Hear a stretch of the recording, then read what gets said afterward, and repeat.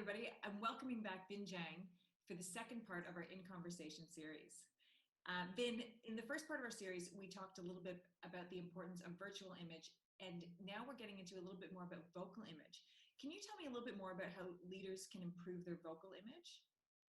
Look, I think this is a very important area, and I'm glad we're discussing it. When you're thinking about how to style your vocal image, there's 5 core foundations when it comes to how to use your voice. Now, I call these the vocal foundations. When it comes to the vocal foundations, the first thing you have to become conscious of is your rate of speech. Your rate of speech. And I believe in experiential learning. So for those of you who are watching this, imagine what would happen to you if I started this particular episode right now and I spoke with this rate of speech. Just think about what you're doing. You're probably wondering what's happening on the next tab, checking Netflix to see if there's a new show. So the slow rate of speech, if I stuck to that as a default rate of speech, it's bad. But then imagine again, you tuned into this episode and I spoke this quickly as I took you through the 5 core foundations of communication. And I maintained that for the entire 5 minutes. You'd probably check out what's happening on the Facebook tab, see if a friend added you from your childhood. That is awkward. You're probably wondering to check out something else. But you see, the fast rate of speech is not going to work either if you stick to it as a default rate of speech. But then even if I stick to a fairly engaging rate of speech like I am now, and I don't vary it at all, and I keep to this rate of speech, it also becomes monotonous after a while. So the key to realize here and learn here is that effective communication when it comes to rate of speech is that you must vary your rate of speech. Any default rate of speech gets monotonous. And the rule of thumb is very simple. If what you're saying is very important and it's critical, slow down. And if it's not, then it's okay. Speed up, move over it. That simple rule of thumb is going to allow you to vary your rate of speech with meaning. So that's the first thing. The second foundation is volume. Now, volume is very powerful because volume is the lifeblood of your voice. And I tell my students, volume, I see it as having a scale from 1 to 10. And a lot of my students, when they come to me, they tend to be speaking at a level 3 volume. And if you're speaking at a level 3 out of 10 volume, you're lacking so many qualities. Because with a good amount of volume, it shows confidence. With a good amount of volume, it shows authority. It also shows that you believe in the things that you are saying. It's probably the most powerful quality about volume. And on top of that, it shows vitality. And as leaders, all of these components are extremely important. Whereas, again, I believe in experiential learning. If I cut back to a level 3 volume, imagine I spoke throughout the entire video like this. And how does that make me seem confidence-wise or authority-wise? Or does it seem like I believe in the things that I'm saying? Do I seem like I have the vitality component? So you can see how powerful it is. And in particular, I want to say this as well, is that if you're communicating virtually with your team right now, naturally speaking to a camera reduces our energy by 30% at least.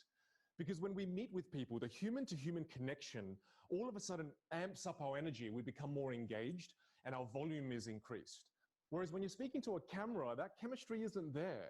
So all of a sudden, you drop your energy levels just naturally out of the gate by 30%. So if you're communicating virtually, immediately punch up your volume by 30%. Whatever you're doing, punch it up a little bit, because that's very important for you to become more effective, for all of those wonderful qualities with volume to come across. The third one is pitch. Pitch and melody. And I want to do an experiment here, a very simple experiment. So I'm going to bring you back over here for a second. I'm going to play a piano track for you, and I want you to listen to this. So have a listen to this and kind of take note on how it makes you feel.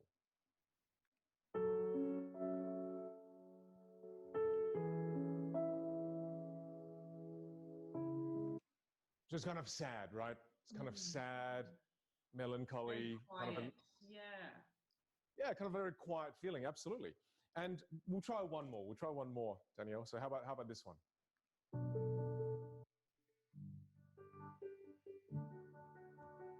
How does that make you feel? Oh, it's a little bit exciting. It's got a little bit of life to it. Yeah, so it's uplifting, kind of inspiring. Absolutely. Now, what's really interesting about this is that there are no words to these piano songs, yet it had an impact on how you felt. And what that tells us is that there's a melody that lives underneath your voice. And I call this the leader's instrument because that's exactly what it is. Underneath your voice right now as a leader, every time you communicate, whether it's in person or virtually, there's a melody that lives underneath your voice. And you have to think about, well, what kind of melody am I playing? Because that's going to have a huge impact on what my people feel. And think about the melody and the meaning that lives underneath your voice right now when you speak. And I'll teach you a really good self-awareness exercise in the next time when we meet for the third time. But I want to bring you now to the next foundation. And the next foundation is tonality. And tonality is the emotion that lives underneath our voice.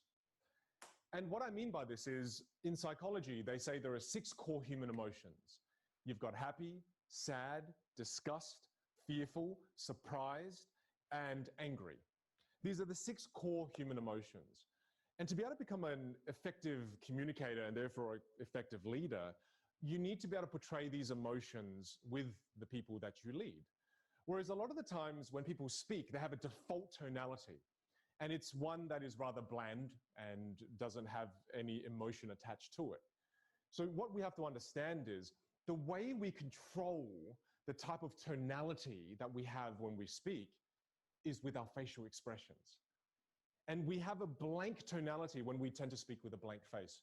So if I make my face extremely blank right now, see how it impacts the way I sound. There's no tonality. It's completely removed from my voice. Where if you just do a slight smile, it changes it again. Or if I do a slight frown, then it changes the emotion with my words. I'm not sad, but this comes across as sad some reason because facial expressions are the remote control that helps you inject tonality into your voice. So if you want to be a leader who shows more empathy, when someone's telling you about something that's very difficult, you want to engage in a facial expression that will inject the specific emotion that will show them you're empathizing. So this is very important. And the final one is the pause. This right here. A lot of people are afraid of the pause. However, when you pause, you give people time to process what you've just said. Especially right now when leaders are asking so much from their people and trying to get their people sometimes to do more with less. You want to make sure that when you're sharing new information, especially if it's complex, that you pause to give them time to process. And not only are you giving them to process, if you pause long enough, you're giving them time to think about what they're going to do and then ask you questions as well, so that you can enhance communication. This is a very powerful foundation. And the other thing that's very powerful about pausing is when you learn to get very comfortable with the pause, you start to get rid of all the ums and the ahs, the filler words and the non-words from your vocabulary. This is the biggest killer when it comes to poor leadership. Because when you say and ah and you use filler words, I'll give you an example. Imagine I was teaching you the pause and, when we're going through the pauses and, it helps clarify what you're saying because it gives people an opportunity to really think. Just experience that for a moment. When you use filler words and non-words and you're not aware of them, it decreases the clarity of your message. And it destroys the level of impact that you could have, the potential impact you could have. So when you get more comfortable with the pause, it gets rid of all the fillers and all the non-words. And it makes you an incredibly clear and concise communicator. These are the 5 core foundations when it comes to brilliant communication. And when you see a great speaker, when you see a great communicator, this is all they're doing. This is all they're doing, these 5 core things.